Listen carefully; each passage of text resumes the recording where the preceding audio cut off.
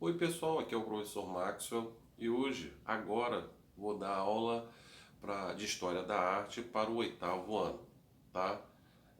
Mais uma vez estamos aqui nessa videoaula, tá? Vamos lá.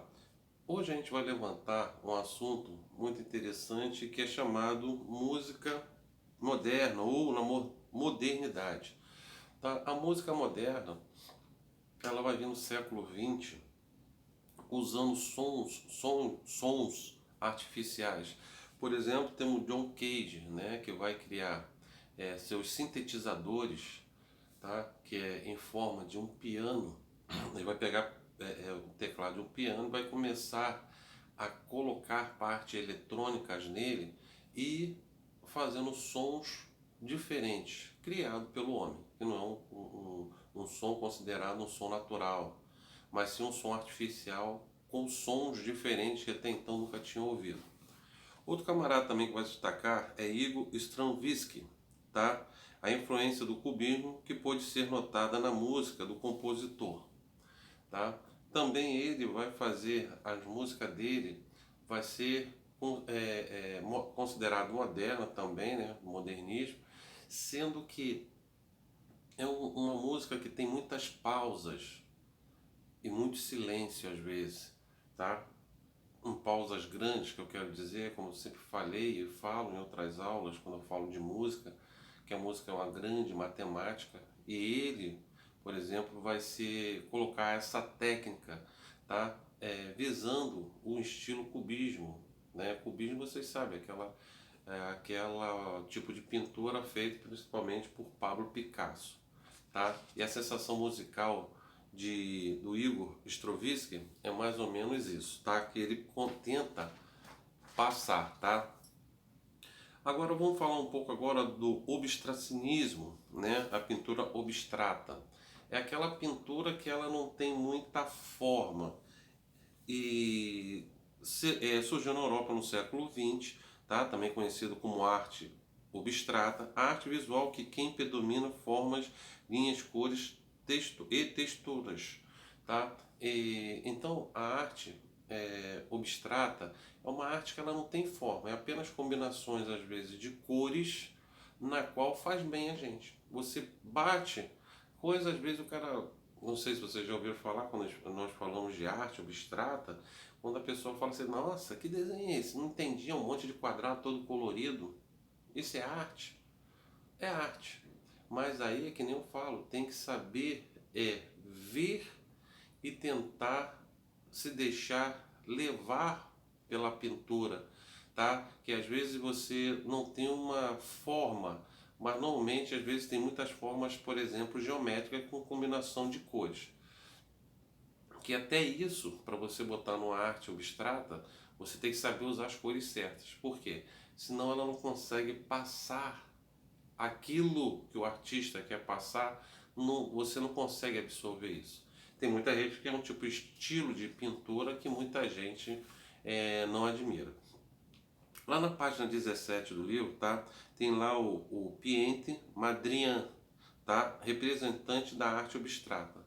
Vocês podem ver dentro aí da, das pinturas dele como ele usa muito, mas muita figura geométrica. Aqui, por exemplo, temos uma das pinturas dele.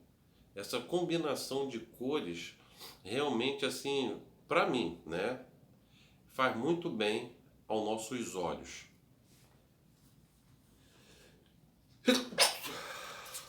Desculpa, gente, estou um pouquinho alérgico hoje, tá? Então, Mondrian ele vai ser considerado o pai da pintura abstrata, tá? Agora vamos falar um pouco também da dança moderna, tá? Também criada no século XX, tá? Livre expressividade do corpo e abstração do gesto para expressar sentimento por meio de movimentos. A arte, a dança moderna, ela vai sair daquela dança clássica na qual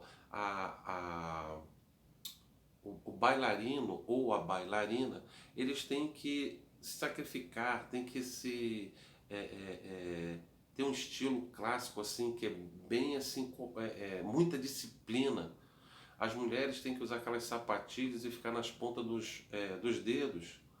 Tem pessoas que olham, nossa, que lindo, mas não sabe o sacrifício que é para ser uma bailarina clássica, tá? Então, a dança moderna, ela vai soltar isso.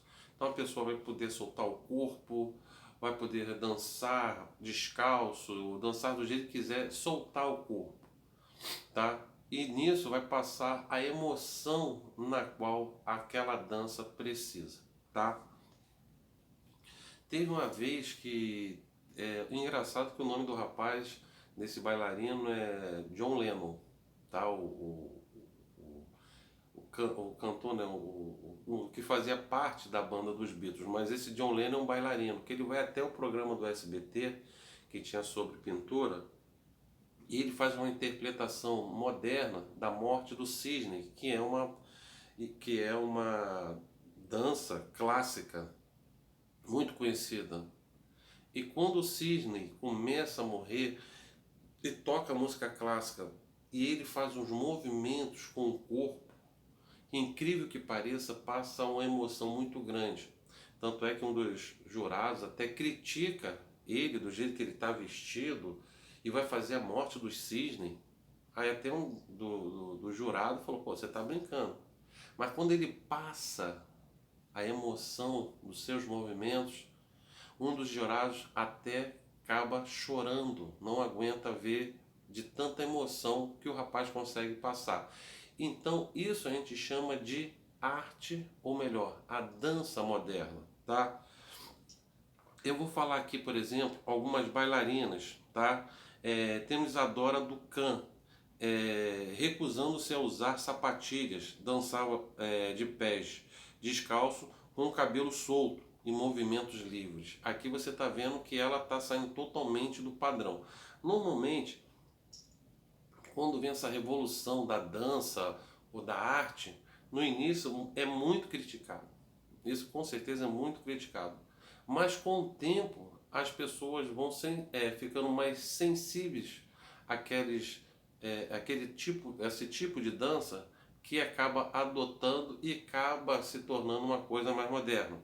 Vamos lá, temos François Dessart, tá? Era catalogar gestos e estados emocionais em cena. Criou uma teoria que consiste em relacionar emoções, imagens cerebrais e movimentos, tá? Também temos Ruth Sayen-Dennis, tá? Ela era estadunidense, tá? Ela é a pioneira da dança moderna, destacou-se pela introdução de elementos orientais. Então, quer dizer, ela vai buscar nesse novo tipo de dança moderna, tá? Isso tudo, gente, ocorre no final do século XIX para o início do século XX, tá? Não esquecendo disso. Então, essa artista estadunidense, ela, por exemplo, vai buscar, né, tipo de danças de outros países, principalmente do Oriente, né? E vai lá e pega e traz isso para a dança moderna. E as pessoas daquela época, ainda mais que ela é do início do século XIX, final do século XIX e início do século XX, entendeu? As pessoas ficam espantadas, mas depois vai se deixando levar pela essa arte. Por exemplo, hoje em dia ainda existe um camarada chamado, estadunidense também, Paul Simon. É um músico, tá? Que ele que era uma dupla que ele começou lá nos Estados Unidos, Simon e Garfunkel, tá? Paul Simon, por exemplo, é um grande pesquisador de ritmos no mundo inteiro. E assim ele faz a música dele. Eu fico triste até dele não ser citado aqui nos livros quando a gente fala de música moderna, tá? Paul Simon ainda está vivo, tá, gente? Vamos lá. Depois da gente falar dos tipos de dança moderna, a gente vai falar agora também da arte moderna, que a gente já tinha começado a falar do abstrato, tá? Dentro do abstrato vai vir também um estilo chamado dadaísmo ou dada, tá? movimento artístico e literário surgido durante a Primeira Guerra Mundial e provoca, desmitifica a arte por meio da destruição e do rompimento com as estruturas e valores maiores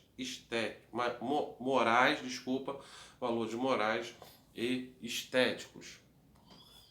Desculpa, pessoal, tive que dar uma paradinha porque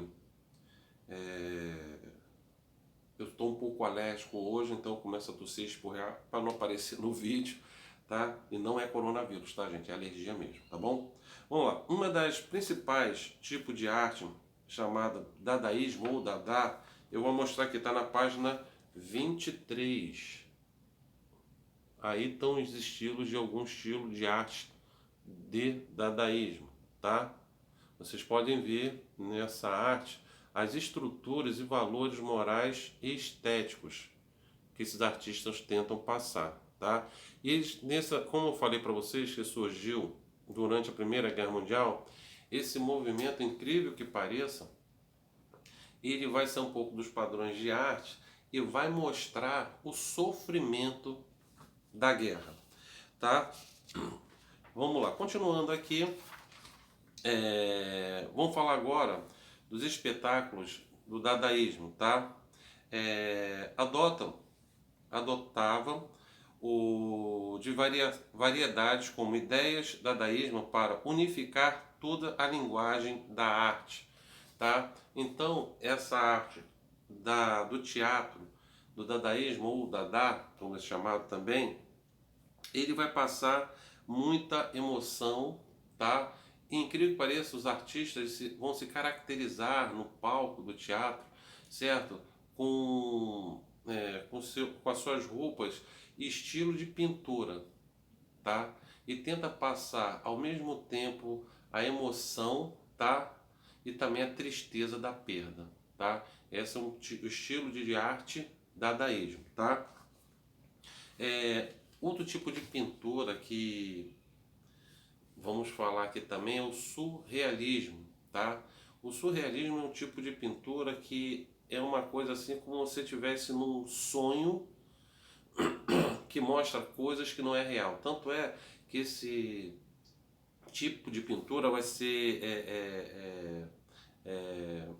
baseada em Freud, tá? Freud, que é o pai da psicanálise, tá? Alguns artistas vão pegar essas ideias psíquicas, certo? Que é fora do normal, dentro da coisa assim.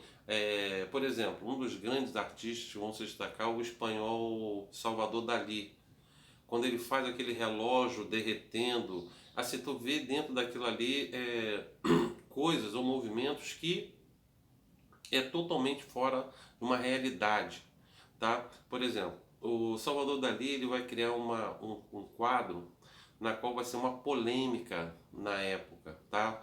Ele é do meado do século XX, tá? E vai vir a falecer no final do século XX, acho que foi em 1980, na década de 80, tá? Do século XX. Salvador Dalí ele vai fazer um quadro na qual vai mostrar uma pintura na qual você vê Jesus Cristo crucificado e você vê na imagem de cima, você vê a cabeça de Jesus com os braços esticados. Aqui, essa pintura, a Igreja Católica vai criticar, por quê?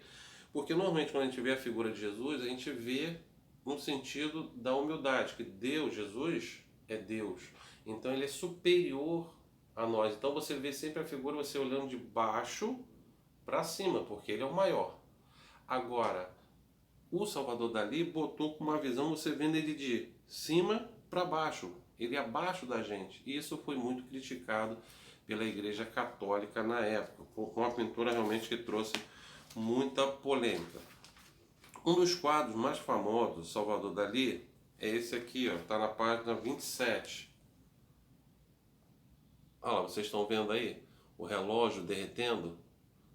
Isso é uma visão assim, uma coisa assim, bem pisca, né? Uma coisa assim que você não acredita nisso aí. É como se fosse um sonho ou um pesadelo, vamos botar assim, né?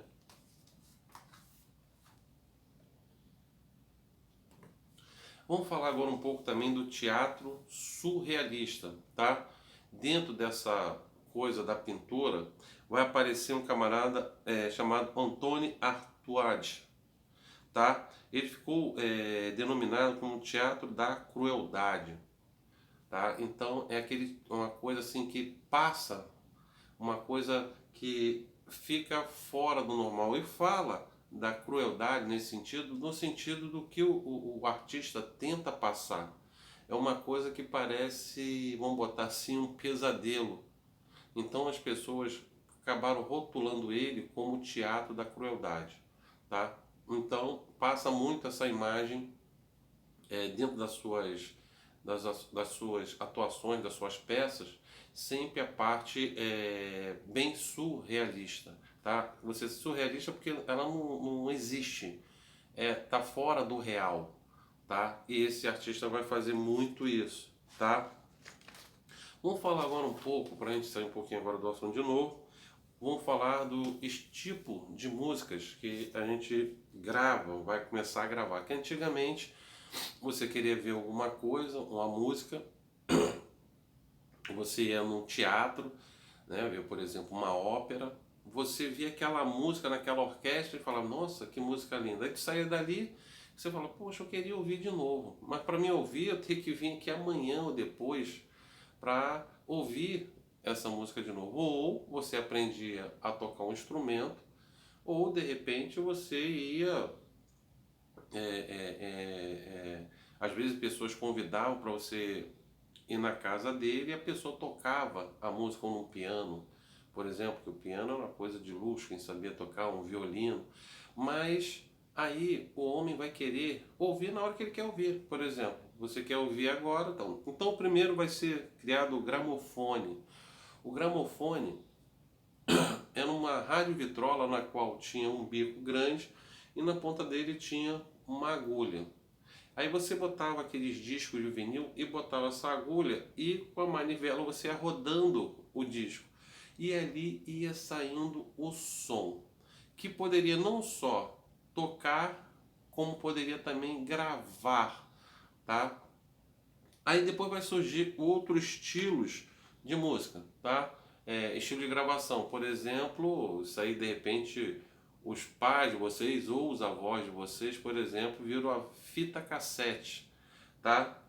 A fita cassete você colocava num gravador e você copiava essas músicas, gravando elas da rádio ou de algum lugar, ou da Rádio Vitrola. A Rádio Vitrola era muito engraçado, porque a Rádio Vitrola antiga, ela tinha um disco de vinil e também tinha a fita cassete para você botar. Então, pô, aquilo era uma revolução. Tá? E também na década de 80 vai criar o Discman, não, o nome, é um toca-fita que ele é portátil. Você colocava a fita, botava o fone, andava, apertava ali e começava a tocar. Tanto tem no filme, esse fita cassete, você vê naquele filme é, como é o nome do filme? Deu branco agora. Da Galáxia, né? Que tem. É da Marvel, tá? Então, tem um lance ali no filme que a mãe, por exemplo, antes de morrer, dá uma fita cassete pro filho, com várias músicas gravadas. E no filme todo ele sempre usa esse toca-fita, tá? Lembrei o nome, toca-fita, tá? Você botava ali a fita e começava a ouvir, tá? Depois vai vir a década de 80, ainda fita cassete. Aí já na década de 90 vai começar a aparecer os CD, que é uma revolução, e vão criar o Discman, que é também você coloca esse CD dentro de um aparelho na qual você coloca no ouvido e também pode andar com ele. Outros também vão aparecer, que vai ser já no início agora do século 21, que vai ser os MP3, que é um aparelhinho pequenininho que você grava. Tinha MP3 que gravava mais de 1000 músicas. Então você gravava aquilo, botava ali, botava o fonezinho e ia embora. E também depois vai ser criado o pendrive, tá? O pendrive você também grava muitas músicas, você coloca o pendrive no aparelho, né? E pode andar com ele, ou tinha um aparelhinho que parecia um pendrive também, que ele era pequenininho, você gravava ali e eu via também muitas músicas. E para terminar, nós temos hoje o celular, né? O celular também consegue gravar uma quantidade de música muito grande e a quantidade de música que você quiser, tá? Então, aqui termina a nossa aula, tá? E espero a gente estar junto logo e passe logo essa pandemia para a gente voltar à nossa sala de aula. Pessoal, um abraço, até a próxima vídeo aula.